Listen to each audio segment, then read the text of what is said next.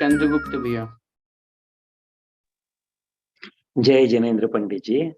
जय जिनेन्द्र। पंडित जी, दर्शनम स्वर्ग सोपानम, स्वर्ग की सीढ़ी है।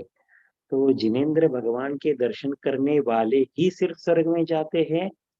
और तत्वार सूत्र में तो अध्याय में आया था, सराग संयम संयमा संयमा कर्म कर्म निर्जरा बाल कृपांसी देवस्य। उसमें तो दर्शन का उल्लेख भी नहीं किया वहां पे स्वर्ग की प्राप्ति के लिए। प्रश्न आपका बहुत अच्छा है। दो बातें समझिएगा। सबसे पहली बात तो स्वर्ग जाने के लिए दर्शन ही आवश्यक है, ऐसा नहीं है। दूसरी बात, दर्शन करने से ही स्वर्ग मिलेगा, वो बात नहीं है। जो दर्शन करते हैं उनको स्वर्ग मिलता है। देखना, दो बातें। दर्शन करने से ही स्वर्ग मिलेगा तो फिर मंदिर में एक बार जाओ और स्वर्ग का टिकट पक्का कर लो। वो बात यहाँ पर नहीं है। जो जिनेन्द्र भगवान का दर्शन करते हैं उन्हें स्वर्ग सुख की प्राप्ति होती है। अब आप कहेंगे, अगर हम मात्र यहाँ पर स्वर्ग सोपान की बात करेंगे तो फिर अगली लाइन तो मोक्ष साधनम भी है। आगे लिखेंगे कि दर्शन के प्रभाव से जीव कहाँ कहाँ पहुंचता है, उसको क्या क्या मिलता है। तो ये महत्व है, ये प्रभाव है, सभी को मिले ये जरूरी नहीं। आप बोलेंगे दर्शन करने से स्वर्ग सोपानम है, तो फिर तो जितने भी लोग हैं सबको दर्शन करना चाहिए ताकि स्वर्ग में पहुंच जाएं। और दर्शन करने के बाद फिर पूरे 23.5 घंटे पाप करें तो, बाहर आकर के फिर बकरा ईद मनाए तो, बाहर आकर के किसी का गला काटे तो, मर्डर करे तो, बोलेगा ना मैं तो दर्शन करके आया हूं। तो दर्शन का मतलब, यहाँ जिनेन्द्र भगवान के दर्शन का बहुत महत्व है। लेकिन उसके महत्व को ये मत समझिएगा कि मात्र दर्शन से ही सब कुछ मिल जाएगा। दर्शन के साथ में वो जो दर्शन का भाव है। अब आप वीतरागी भगवान के दर्शन करने जा रहे हो तो क्या सीख के आए फिर? केवल मात्र देख ली, हाँ नमोस्तु, हाँ बढ़िया भगवान है, बढ़िया सुंदर दिख रहे हैं, दो आंखें, दो कान, नाक, गला सब कुछ है, कपड़े वगैरह कुछ नहीं पहने हुए हैं, बस आत्मा में लीन है, आंख बंद किए हुए, हो गया दर्शन। इससे सीखा क्या? अगर हम भगवान के दर्शन करने गए हैं और वहां से वीतरागता का अंश भी नहीं सीखा हमने, तो फिर दर्शन क्या किया? मैं तो हमेशा कहता हूं कि दर्शन किया और वहीं हम राग द्वेष कर रहे हैं। कोई व्यक्ति हमें दिख गया जो हमें पसंद नहीं है और हमें तुरंत द्वेष हो गया उससे। अब भगवान को तो भूल गए, भले ही हाथ जोड़े हुए हैं, भले ही आंखें भगवान की तरफ है, उपयोग कहाँ चला गया?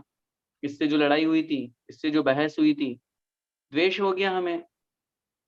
वहीं कोई सुंदर चेहरा दिख गया, कोई अट्रैक्टिव पर्सन दिख गया, भगवान तो रह गए वहीं के वहीं और उसका मन में चित्त में ख्याल आ गया। तो दर्शन का मतलब सिर्फ आंख खोल करके देखना ही दर्शन नहीं है। इसलिए मैंने को अच्छी तरह से याद है, शायद मैंने पहले भी एक सेंटेंस आप लोगों के बीच में रखा था कि सम्यक माने समीचीन, सम्यक दर्शन करने से सम्यक दर्शन की प्राप्ति होती है। तो इसलिए पाप कर्मों का नष्ट होना, स्वर्ग सोपान, मोक्ष का साधन, ये दर्शन का महत्व है। लेकिन दर्शन कैसे करना है वो भी तो आना चाहिए, वो भी तो अपन को समझना चाहिए। वो दर्शन यहाँ पर समझ करके फिर वैसा भाव समझना चाहिए। ठीक है पंडित जी। और एक लास्ट वीक में एक डिस्कशन में आया था कि तीर्थंकर प्रकृति का बंध होता है, वो तो पता है, 16 कारण भावना भावने से। उदय कब आता है? जब उनको केवल ज्ञान होता है। तब मेरा वहां पे मेरी जिज्ञासा ये थी कि फिर गर्भ कल्याणक, जन्म कल्याणक, दीक्षा कल्याणक, ये जो होते हैं ये तीर्थंकर के ही तो होते हैं। उनका उदय तो गर्भ में आने से पहले से उनका उदय तो है। एवं अगर वो जीव जैसे कि राजा श्रेणिक है अभी, वो तो अधोगति में है, तो वो ऊपर आने से पहले 6 माह जब रत्न वृष्टि होती है तब वहां पे वहां के देवता भी उनकी संरक्षण करते हैं ताकि दूसरे कोई उनको परेशान न करे वहां पे। तो बिल्कुल, मैं आपके प्रश्न को समझ उदय कब गया। आया, ऐसे कह सकते हैं? आपका प्रश्न ये समझना चाहिए कि जब भगवान का वो, या मान ले तीर्थंकर प्रकृति का जो उदय है, उदय तो 13वें गुण स्थान में आ रहा है और ये सब चीजें तो पहले ही हमें दिखाई दे रही है। उत्तर ये मिलेगा, हमारा जो कर्म है, कर्म सिद्धांत के बारे में अपन चर्चा और आगे विस्तृत करेंगे। अभी ये समझिए कि हमारे आत्मा के साथ में जो कर्म बंध होता है वो कर्म कब फल देता है। कुछ कर्म ऐसे होते हैं जो उदय के समय ही फल देते हैं, कुछ कर्म ऐसे होते हैं जो सत्ता में हैं अभी और सत्ता में बैठे बैठे फल दे रहे हैं, कुछ कर्म ऐसे होते हैं जो फल देकर के निकल चुके हैं उसके बावजूद भी फल देते हैं। 3 सिचुएशन हो गई। बहुत लॉजिकल बात बोल रहा हूं मैं। कुछ कर्म ऐसे उदय में आएंगे तभी फल देंगे। एग्जाम्पल, मनुष्य आयु का उदय चल रहा है, अभी हम मनुष्य फील कर रहे हैं अपने आप को, ये उदय के काल में। पुण्य का उदय आएगा तो हमें सब सामग्री मिलेगी। सेकंड, अभी कर्म उदय में नहीं आया, अभी आत्मा के साथ बंधा हुआ है, आत्मा के साथ बंद हो चुका है, सत्ता में बैठा हुआ है, अभी बहुत समय बाद उदय में आएगा लेकिन उसके पहले ही फल दे रहा है। एग्जाम्पल, तीर्थंकर प्रकृति। ये तीर्थंकर प्रकृति एक जो ऐसा कर्म है जो अभी आत्मा के साथ में है, सत्ता में बैठा हुआ है और ये फल दे रहा है। कल्याणक हो रहे हैं, 6 महीने पहले रत्न वृष्टि हो रही है, 9 माह तक गर्भकाल में रत्न वृष्टि हो रही है, देवता कल्याणक मना रहे हैं। उदय तो 13वें गुण स्थान में है लेकिन उसके पहले फल दे रहा है। इसी का दूसरा एग्जाम्पल समझिए, अगर किसी जीव ने नरकायु, तिर्यंच आयु और मनुष्य आयु का बंद कर लिया तो वो जीव व्रत संयम नहीं ले सकता। अब उस आयु का उदय तो बाद में आएगा, अभी तो सिर्फ कर्म का बंद किया उसने, अभी तो नरकायु का बंद किया उसने। तो एग्जाम्पल, राजा श्रेणी, नरकायु का बंद किया है, सम्यक दर्शन प्राप्त कर सकता है लेकिन संयम नहीं, संयम नहीं। तो आप बोलेंगे मनुष्य में तो सब ले सकते हैं अलग बात है, लेकिन जब कर्म अभी बंध चुका है, सत्ता में है, आयु कर्म नरक आयु का बंद हो चुका है, तो ऐसी स्थिति में वो व्रती नहीं बन सकता। तो ये क्या हुआ, ये कर्म सत्ता में है, उदय में नहीं आया, फिर भी फल दे रहा है। और तीसरी पोजीशन ऐसी भी होती है, कर्म सत्ता में था, कर्म उदय में आया, फल दे दिया, झड़ चुका, उसके बावजूद भी फल दे रहा है। एग्जाम्पल समझिए, 7वें नरक का जीव, 7वें नरक में जो निकला हुआ जीव है वो नियम से क्रूर तिर्यंच बनता है, नियम से। अब बताइए, 7वें नरक का आयु का उसने पहले बंद किया था, आयु भोग ली उसने 7वें नरक की पूरी, 22 सागर से लेकर के 33 सागर जो उसको उसकी आयु मिली। अब वो आयु भोगने के बावजूद भी अगली पर्याय में भी उसका फल उसके साथ में जुड़ा हुआ है कि उसको नियम से क्रूर तिर्यंच ही बनना पड़ेगा। तो ये कर्म की व्यवस्था है। कर्म ऐसे ही होते हैं कि कोई फल देता है पहले, कोई बाद में, कोई अभी सत्ता में बैठा हुआ है तो भी फल दे रहा है। तो आपके प्रश्न के उत्तर में आपको ये सब बातें समझनी चाहिए कि न केवल मात्र कर्म उदय काल में ही फल देता है। हम लोग एक बहुत सिंपली मेंटेलिटी 99.99% लोगों की बनी हुई कि हाँ कर्म का उदय आएगा फल देगा। नहीं, कर्म हमारी सत्ता में है तो भी फल दे सकता है। कर्म उदय में जा चुका, उसके बावजूद भी उसका प्रभाव इतना प्रभावी हो सकता है वो कि उसके बावजूद भी उसका फल देता है। ऐसा समझना चाहिए। धन्यवाद पंडित जी। ठीक। अगला प्रश्न हेतल जी शाह। जय जिनेन्द्र पंडित जी, मेरा प्रश्न अपने लास्ट क्लास से है, जो अपना उत्पाद व्यय द्रव्य वाला जो टॉपिक चला था। तो उत्पाद व्यय द्रव्य हर एक द्रव्य में होता है, तब सिद्ध भगवान की आत्मा में कैसे उसको घटित करें? मतलब सिद्ध भगवान में तो जो अपन उनके 8 गुण फिक्स है, फिर उनके ज्ञाता दृष्टा जो उनका गुण है वो भी फिक्स है, तो उनमें परिणमन कैसे समझे? देखिए, पहली बात तो ये बात बहुत अच्छी तरह से समझ लीजिए कि उत्पाद व्यय द्रव्य युक्तम सत और सद द्रव्य लक्षणम, कि द्रव्य में उत्पाद व्यय द्रव्य तीनों पाए जाएंगे। अब उत्पाद व्यय द्रव्य में से उत्पाद का मतलब नवीन पर्याय की उत्पत्ति, सॉरी, व्यय का मतलब पूर्व पर्याय का विनाश, और द्रव्य का मतलब हर स्थिति में नित्यता बनी रहना, एज इट इज। तो द्रव्य जो है वो हो गया द्रव्य, द्रव्य का कभी नाश नहीं होता। और जो बदल रहा है, उत्पाद व्यय जो हो रहा है, वो हुआ पर्याय का विषय। अब प्रश्न जो आपका है कि सिद्ध भगवान तो सिद्ध अवस्था को प्राप्त हो चुके हैं, मनुष्य आदि में तो संसारी जीव में घटित हो रहा है कि मनुष्य से देव बना, देव से ये बना, वो बना, वो बना, चेंजेस हो रहा है। वहां क्या चेंजेस हो रहा है, मैंने वहां एग्जाम्पल दिया था कि देवों में भी या जीवों में भी, देव नहीं सॉरी, प्रत्येक जीव में, प्रत्येक द्रव्य में एक अगुरु लघु नाम का गुण होता है। और विशेष रूप से जब हम शुद्ध द्रव्यों की बात करते हैं, धर्म अधर्म आकाश काल, इसके अलावा शुद्ध जीव सिद्ध भगवान, ये इनमें अगुरु लघु नाम का गुण होता है। और गुण में परिणमन होने से गुणी में परिणमन होता है। जैसे एग्जाम्पल मैंने बताया था, आप किसी पात्र में पानी लीजिए और पानी में आप पानी भर लीजिए, उसमें आपको कुछ डालना नहीं है ताकि कोई ऐड नहीं हो, उसमें से निकालना नहीं है तो लेस भी नहीं हो। लेकिन आप बाहर से उसको टच कीजिए, उस पानी में हल्की हल्की लहरें उठेंगी और गिरेंगी। पानी में कुछ कमी हुई नहीं, पानी में कुछ बढ़ोतरी हुई नहीं, लेकिन फिर भी पानी में परिवर्तन हुआ कि नहीं हुआ। ऐसे ही, चूंकि ये तो एग्जाम्पल एक उद्गल का है, शुद्ध द्रव्यों को आचार्यों ने इसी एग्जाम्पल से समझाया, तो उनमें गुण की अपेक्षा से परिणमन हो रहा है। सेकंड थिंग, दूसरी बात, चूंकि परिणमन और परिवर्तन तो प्रति समय हो रहा है आत्मा में, हमें दिखाई नहीं देता। जैसे मैंने उदाहरण दिया था, मैं अभी आपको दिख रहा हूं, अब कंटिन्यूअस हम 1-1.5 घंटे से क्लास पढ़ रहे हैं, पढ़ा रहे हैं, तो आपको कोई परिवर्तन नजर नहीं आ रहा। लेकिन जो अभी, जिसने मेरे को सबसे पहले देखा और बीच में 1.5 घंटा कंटिन्यू नहीं देखा, बाद में देखेगा 1.5 घंटे बाद, तो उसको कुछ चेंजेस लगेगा, वो स्थूल परिवर्तन उसको फील हो रहा है। जब से ये दीवार बनी, बिल्डिंग बनी, कुछ भी चीज बनी, तब से प्रति समय इसमें क्षीणता आ रही है, परिवर्तन हो रहा है। हमें 20 साल 25 साल बाद कुछ दरारें दिखती है, अचानक से तो नहीं आई, वो कमजोरी तो उसी दिन से थी। तो इन शुद्ध द्रव्यों में या सिद्ध जीव की अपन या किसी भी द्रव्य की बात करें तो सूक्ष्म परिवर्तन प्रति समय हो रहा है। आचार्यों ने लिखा है पर्याय क्षणिक होती है, एक क्षण की, एक समयवर्ती पर्याय होती है। अभी एग्जाम्पल समझिए, 10:15 पे 16वें सेकंड पे जो किरण प्रकाश था, 17वें सेकंड पे वो नहीं रहा, चेंज हो गया, वो बदल गया वो। अब आप बोलोगे कहाँ बदल गए, हम तो सुन रहे हैं आपको कंटिन्यू, आप तो वैसे के वैसे ही हैं।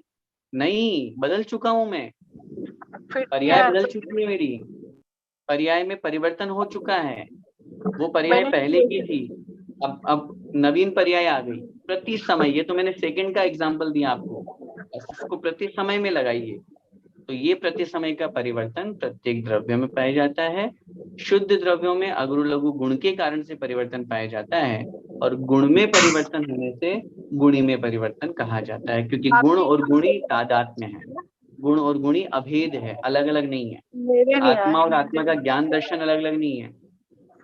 उद्गल में रूप गंध स्पर्श है, स्वर्ण है, सोना ही पीला है, पीलापन उसका अलग नहीं किया जा सकता, तो ये तादात्म्य कहलाता है। तो ऐसे ही गुण और गुणी तादात्म्य होने के कारण से गुण में परिणमन होने से गुणी में परिणमन माना जाता है। दिखाई नहीं दिया। एक और प्रश्न था पंडित जी, एक्चुअली कल मेरे ठीक, कल एक्चुअली मेरे बेटे ने प्रश्न पूछा था कि वनस्पति को कौन सी गति में गिनेंगे। तो जो वनस्पति काय या जो हम स्थावर काय, वो तिर्यंच गति बोले तो तिर्यंच में ही आएगा ना? बिल्कुल राइट। 1 इंद्रिय से लेकर के 4 इंद्रिय तक के जीव नियम से सब तिर्यंच गति के जीव हैं, और पंचेंद्रिय में चारों गति आती है, क्योंकि नरक, देव और मनुष्य ये तो नियम से सब पंचेंद्रिय ही हैं। केवल तिर्यंच गति है जिसमें 1 इंद्रिय से लेकर के 5 इंद्रिय तक के होते हैं। तो चाहे वनस्पति का एक हो, चाहे पृथ्वी का एक आदि हो, सब तिर्यंच गति के जीव कहलाते हैं। तिर्यंच में ही आएंगे। ओके, ठीक। विकास भैया। हाँ, जय जय भैया जी। भैया जी, जैसे एक जस्ट मन में एक शंका थी कि अपन को जैसे कोई श्रावक है उसको पता चल गया है कि ये ना ये गलत है, ये पाप है, ये ग्रहण करना है योग्य नहीं है, या कोई चीज जो सही नहीं है, जो अपने धर्म के अनुसार नहीं है, बट फिर भी अपना कन्वीनियंस के हिसाब से आंख बंद करके अगर वो करता है, वो ग्रहण करता है उस वस्तु को, या फिर वो चीज कार्य करता है जो कि पाप, तो वो क्या मिथ्यात्व का पाप लगेगा उसको, या फिर कैसे होगा? शास्त्रों में आपके प्रश्न का उत्तर एक एग्जाम्पल के माध्यम से आचार्यों ने समझाया है। प्रश्न आपका अच्छा है, उन्होंने बहुत अच्छा उत्तर दिया है और उन्होंने ये कहा है कि अगर कोई अज्ञानतावश किसी चीज को जो गलत थी उसको उसने ग्रहण कर लिया और गुरु ने भी उसको बता दिया कि ऐसा होता है, गुरु को भी नहीं पता था और उन्होंने बता दिया, उन्होंने समझा दिया, लेकिन कुछ समय बाद जब उसने खुद शास्त्र अध्ययन किया या किसी अच्छे गुरु से और उनसे उत्कृष्ट गुरु से जाना समझा और उसने देखा कि नहीं, मैंने जो अब तक मेरी धारणा थी वो गलत थी, उसके बावजूद भी वो उसको नहीं छोड़ रहा है। तो आचार्य ने लिखा, जब तक उसने नहीं जाना था कि ये गलत है या सही है, लेकिन विश्वास था गुरु के ऊपर, तो तब तक तो सम्यक दृष्टि था। लेकिन अब उसने जान लिया, समझ लिया, गुरु ने भी कह दिया नहीं बेटा गलत है ये, उसके बावजूद भी फिर भी वो उसको मान रहा है, तो आचार्य ने लिखा वो पूर्ण रूप से मिथ्या दृष्टि है। कहने का मतलब ये हुआ, सम्यक दृष्टि और मिथ्या दृष्टि की पहचान या उसके अंतर्गत ये प्रश्न का उत्तर दिया हुआ है। उत्तर यही मिलेगा, अगर हमें ये जानकारी हो चुकी है कि ये गलत मार्ग है तो हमें उसको तुरंत छोड़ देना चाहिए। लेकिन अगर हम हठाग्रह से या अपनी किसी लोक प्रसिद्धि के कारण से, अपने यश आदि के निमित्त से, या लोक में मेरी निंदा होगी, लोग मेरे बारे में क्या कहेंगे, अगर ये सोच करके वो उसको पकड़े रहता है, कंटिन्यू करता है, तो पूर्ण रूप से वो अधोगति का पात्र होता है। हमें अपने आप को इतना अभिमानी नहीं बनाना चाहिए। मैं तो ये मानता हूँ कि जहाँ भी अपने को सही पता चल जाए, तुरंत अपना दुराग्रह छोड़ देना चाहिए। मैंने बहुत बार इस विषय में पहले भी एक आध बार चर्चा आई थी, तब भी मैंने कहा था, चंदनबाला वाले विषय में भी मैंने आपके बीच में एक बार एक बात रखी थी। जब मैंने खुद उस ग्रंथ को देखा तो मैंने अपनी बात आप लोगों के बीच में रखी कि मेरी धारणा गलत थी, और जब आगम देखा तो आगम के अनुसार हमने अपनी धारणा बनाई। तो अपन कोई सर्वज्ञ या कोई बहुत बड़े महान ज्ञानी तो है नहीं। जहां अपन ने जो सीखा, जो समझा, वो स्वीकार किया, और जहां अगर अपन को लगा आगम के माध्यम से कोई सही ज्ञान मिल रहा है, अपनी धारणा गलत बनी हुई है, तुरंत उसको सही बना लेना चाहिए, आगम के अनुसार कर लेना चाहिए। और फिर भी अगर हम हठाग्रह से नहीं, अगर मैं सब लोगों के बीच में बोलूंगा तो लोग क्या कहेंगे, ये होगा वो होगा, तो फिर हम, अगर हमें उसकी चिंता है, तो फिर हमें नरक जाने की से भी नहीं डरना चाहिए। तो फिर तो मिथ्यात्वादी का दोष लगता है, पाप कर्म का बहुत बंद होता है, इसलिए हमें उससे बचना चाहिए। बहुत बहुत धन्यवाद। अच्छा भैया जी, इसी क्रमण में एक आपसे और पूछना चाहेंगे। भैया जी, जो कल का जो शिविर होने वाला है उसके बारे में भी थोड़ा सा हाईलाइट कीजिए, क्योंकि हम लोग तो थोड़े से मतलब धुंधलापन है कि क्या एक्सपेक्ट करना चाहिए, क्या होने वाला है, कैसे मतलब अभी नॉर्मल क्लासेस से डिफरेंट होगा। बहुत जन का क्वेश्चंस आ रहे हैं, तो हम लोग देखिए, आप ही बेस्ट है आंसर देने, बताइए सर। अपना जो शिविर का प्लान जो बना था, उसमें अपन को ये समझना है कि जस्ट अपन एक टॉपिक के ऊपर चर्चा करते हैं।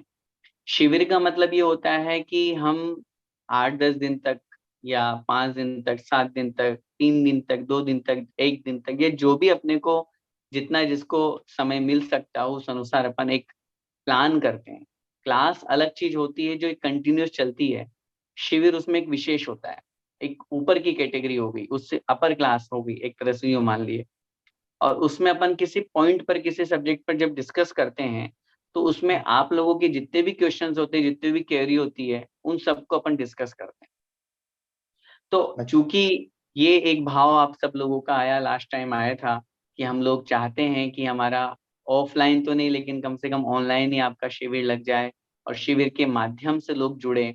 तो सबसे पहला निवेदन तो मैं आप सब लोगों से करना चाहूंगा कि रजिस्ट्रेशन की जो प्रोसेस है वो कंटिन्यू है, आप उसको रजिस्टर्ड करें, लिंक के माध्यम से उसमें जुड़ें, ताकि एक सामने हमारे ये आ पाएगा कि कितने लोग उस शिविर में हिस्सा ले रहे हैं। सेकेंड थिंग, हम ये जो भी लोग उसमें जुड़ेंगे उनको सबको प्रमाण पत्र भी दिया जाएगा, ई प्रमाण पत्र भी यहाँ पर बनाया जा रहा है, तो वो भी आप लोगों तक पहुंचाया जाएगा। और थर्ड थिंग ये है कि उस शिविर में बैठने से या शिविर को पढ़ने से, क्योंकि वो केवल न ऐसे अपन जो डिस्कस कर रहे हैं वो ही नहीं है, उसके अलावा और भी आप लोगों के मन की जो जिज्ञासाएं हैं, मन के जो प्रश्न हैं, उसके माध्यम से अपन उसको ठीक कर पाएंगे। वैसे तो मैं जानता हूँ कि ऑफलाइन शिविर का तो एक अलग ही माहौल हुआ करता है। वहाँ पूरा अपना ड्रेसअप होता है, खान पान का, शुद्ध आचरण का, सारी की सारी चीजें हुआ करती है। लेकिन अब अभी ऐसी स्थिति नहीं है कि ऑफलाइन अपन कर सकें। तो कोई बात नहीं, इतनी दूर बैठे हुए होकर के भी आपके मन में ये भाव है कि नहीं हमें पढ़ना है, करना है, तो एक एक्स्ट्रा चीज अपन अपने जीवन में अपनाएं, अपने जीवन में लाएं। सामान्य रूप से जैसे अभी अपन दर्शन पाठ की बात कर रहे हैं, तो शिविर में इतना लंबा थोड़ी ना चलेगा, शिविर में इतना लंबी अपन डिस्क्रिप्शन नहीं करेंगे, लेकिन वो छोटे छोटे पॉइंट्स दे करके अपन लोग उस बात को समझेंगे। तो इसलिए मेरा आप सब लोगों से निवेदन है कि कल वाले शिविर में आप सब लोग अटेंड हो। एक ही टॉपिक पे अपन बहुत अच्छी तरह से डिस्कस करेंगे, एक आगम प्रमाण के साथ में, जैसे एक आर्टिकल प्रेजेंटेशन होता है, मूल ग्रंथ को, मूल आधार को लेकर के, श्लोक आदि को लेकर के, गाथाओं को लेकर के आप लोगों के बीच में बात रखी जाएगी। जैसे एक एग्जाम्पल आप समझिए कि मैंने कहा कि वर्तमान में भले ही मोक्ष नहीं है, लेकिन मोक्ष मार्ग तो है। तो मोक्ष मार्ग है, तो मोक्ष मार्ग की सिद्धि कैसे होती है, कैसे छठे सातवें गुण स्थान तक की व्याख्या वर्तमान में कही गई है, कैसे वर्तमान में सच्चे भावलिंगी मुनि महाराज हुआ करते हैं। हम श्रावक हैं, तो श्रावकों के लिए कर्तव्य में देव पूजा कहा है, तो कहाँ लिखा है, कौन से शास्त्र में लिखा है। इन सब चीजों पर जब अपन चर्चा करते हैं तो अपने अंदर एक श्रद्धान उत्पन्न होता है, दृढ़ विश्वास होता है कि हाँ देखो, आगम की बात सामने की जा रही है, आगम की गाथा बतलाई जा रही है, तो उसके माध्यम से थोड़ा सा अपने जीवन में और अच्छा परिवर्तन आएगा। ये मैं आप लोगों से अपेक्षा और उम्मीद करता हूँ। इसलिए आप सभी लोग उससे जुड़ें और जुड़ करके धर्म लाभ लें, यही मैं भावना पाता हूँ। बहुत बहुत धन्यवाद। बिल्कुल पाठ करेंगे साहब, बिल्कुल बिल्कुल ज्वाइन करेंगे जी। आज का अंतिम प्रश्न अतीश जी पांडे। जय जिनेंद्र भैया जी, जय जिनेंद्र सभी को। जय मेरा प्रश्न विकास भैया के प्रश्न के ऊपर ही है। जैसे कोई चीज हमें पता है पर फिर भी हम स्वार्थ के लिए उसे नहीं छोड़ पाते हैं, तो उसी अनुक्रम में एक सवाल है कि हमें पता है कि शहद खाना जैनिज्म में मतलब वर्ज्य, मतलब अष्टगुण मूल द्रव्य गुण के त्याग करने में से एक है। बट करंटली जब हम कोई भी कफ सिरप लेते हैं, जो भी हम लोग दवाइयाँ लेते हैं, आयुर्वेदिक हो या फिर कोई भी दूसरी दवाई हो, उसमें शहद का प्रमाण होता ही है और मात्रा होती है, सभी को पता है। तो उसमें भी वही चीज का दोष लगता है या फिर अगर वो दवाई लो तो उसमें वो दोष नहीं लगता है, क्योंकि वो डायरेक्टली शहद तो नहीं होता है उसमें, बट उसमें पता है कि सारे उसमें कंटेंट में शहद ही होता है। समझ गया। इसमें दो बातें समझनी चाहिए। सबसे पहली बात तो त्याग जब हुआ करता है तो त्याग दो प्रकार से होता है। जैसा कि आपने अपने क्वेश्चन के लास्ट में कहा भी सही कि डायरेक्ट तो हम यूज नहीं करते, लेकिन उसमें कंटेंट होता है। तो वही मैं आपसे कह रहा हूँ कि त्याग दो प्रकार का होता है। एक व्यक्ति ने त्याग किया कि मैं शहद, और जिस वस्तु में शहद है वो वस्तु भी मैं नहीं खाऊंगा। शहद और शहद से बने हुए आइटम, या जिसमें शहद कंटेंट मिला हुआ है थोड़ा सा भी है, तो भी मैं उसका उपयोग नहीं करूंगा। और एक व्यक्ति ने त्याग किया है कि भैया मैं शहद तो नहीं खाऊंगा, लेकिन अगर मेरी मजबूरी में मुझे कभी कोई दवाई लेनी पड़ी, एलोपैथी है, आयुर्वेदी है, सिरप आदि है, उसमें अगर मुझे यूज करना पड़े तो मैं मजबूरी से उसके में छूट रखता हूँ। तब ऐसी स्थिति में उसको दोष जो लगने वाला है वो उससे थोड़ा कम लगेगा। जिसने हमेशा के लिए पूर्ण रूप से छोड़ दिया है, मुझे डायरेक्ट भी नहीं खाना और इनडायरेक्ट भी नहीं खाना, तो वो तो सुपर्ब है, वो तो बहुत अच्छा है, उसने तो पूर्ण रूप से त्याग किया, तो उसको तो पुण्य के साथ में पाप कर्मों की निर्जरा भी होगी। लेकिन जहाँ एक व्यक्ति है, उसने कहा कि मैं डायरेक्ट तो नहीं खाऊंगा, लेकिन इनडायरेक्ट कभी मजबूरी में खाना पड़ा, तो उससे उसको थोड़ा सा कम फल मिलेगा। और तीसरा बोलता है भाई मैं तो खाऊंगा, चाहे शहद हो, डायरेक्ट हो चाहे इनडायरेक्ट हो, तो उसको तो फिर पाप ही पाप लगेगा। तो डिपेंड करता है उसने नियम कैसा दिया है। दूसरी बात, हमारे यहाँ पर आचार्य उमा स्वामी महाराज ने तत्वार सूत्र जी के 6ठे अध्याय में एक सूत्र लिखा है, तीव्र मंद ज्ञाता ज्ञात भावाधिकरण वीरि विशेषेभ्य तद विशेष। मैं 4 पॉइंट पे चर्चा करूंगा। तीव्र भाव, मंद भाव, ज्ञात भाव और अज्ञात भाव। तीव्र भाव का मतलब होता है अत्यधिक संक्लेश रूप परिणाम या अत्यधिक विशेष विशुद्ध परिणाम। मंद भाव का मतलब दोनों ही चीज, अच्छे परिणाम और बुरे परिणाम थोड़े मंद है। ज्ञात भाव माने जान करके, जानबूझ करके, और अज्ञात भाव माने अनजाने में। क्या मतलब हुआ? एग्जाम्पल शहद का ही लेते हैं। कोई व्यक्ति है, अब उसको पता है कि भाई मुझे शहद नहीं खाना है, त्याग भी कर रखा है, लेकिन अब वो जानता है कि इस सिरप में शहद डला हुआ है। अब दो व्यक्ति सामने बैठे हुए हैं और दोनों का सेम पोजीशन है, सेम नियम लिया हुआ है। अब एक व्यक्ति तो बड़ी मजबूरी में, अरे यार क्या करूं, इसमें शहद है, मुझे खाना तो नहीं चाहिए, लेकिन अब क्या करूं, इतने दिन से परेशान हो रहा हूं, न पूजा ढंग से बोल पा रहा हूं, अभिषेक करता हूं तो भी खांसी चल पड़ती है, मेरे निमित्त से संक्रामक रोग हो, और किसी को हो जाए तो दुख होगा, ये होगा, और मजबूरी में लेना पड़ रहा है, क्या करूं। ये भाव रख करके वो उस सिरप को यूज कर रहा है। भाव कैसा है? मंद भाव। संक्लेश जो परिणाम उसके हुए, वो संक्लेश परिणाम मंद हुए उसके प्रति। और एक व्यक्ति वही उसके पास में बैठा, अरे हाँ यार ठीक है ना, मैं शहद तो नहीं खा रहा ना डायरेक्ट, मैं दवाई तो यूज कर रहा हूँ, दवाई की तो मैंने छूट ले रखी है, अब ले रखी है तो जब छूट ले रखी है तो क्यों नहीं यूज करूंगा, ऐसा भाव रख के वो यूज कर रहा है। अब बताइए, दोनों सिर्फ यूज कर रहे हैं, एक ही कंपनी की, एक ही चीज, दोनों का एक ही नियम। एक बड़ा रो रो करके यूज कर रहा है, एक हंस करके खुश होकर के यूज कर रहा है। दोनों का कर्मबंध एक जैसा नहीं होगा, उनके कर्मबंध में अंतर पड़ेगा। ऐसे ही ज्ञात भाव अज्ञात भाव लगाइए, एक जानबूझ करके, उसको नहीं पता कि इसमें शहद है, अनजाने में पी गया, और एक को पता है कि हाँ भाई इसमें था, मैंने पढ़ा था, और उसके बावजूद भी मैं यूज कर रहा हूँ, उसको पाप ज्यादा लगेगा। ऐसे पुण्य में लगाइए, ऐसा नहीं कि सिर्फ पाप में ही, ऐसे पुण्य में।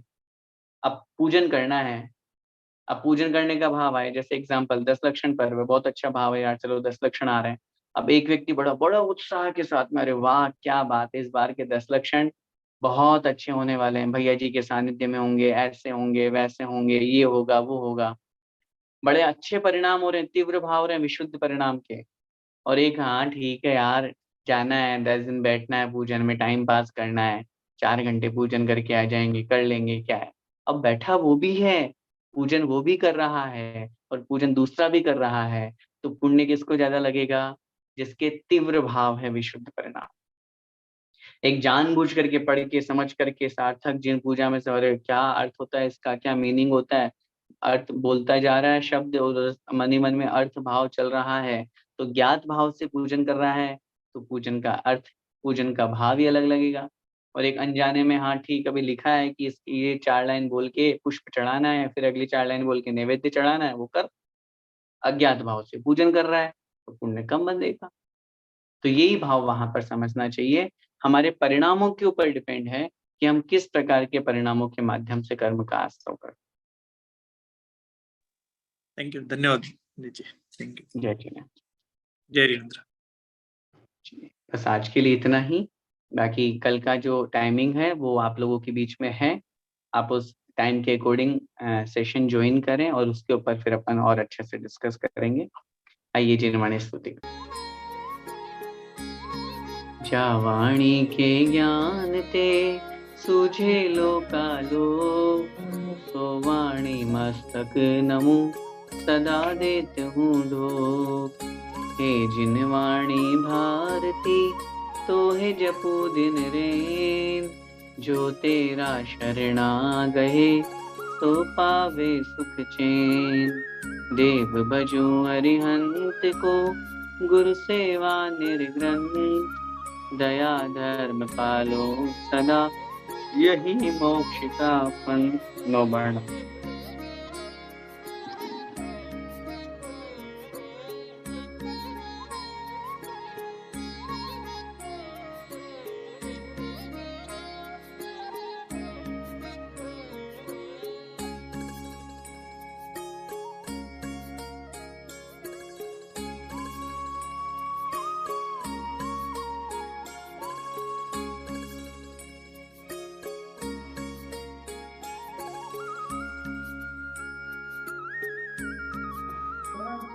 जय जिनेन्द्र। द्वादशांग जिनवाणी माता की की जय।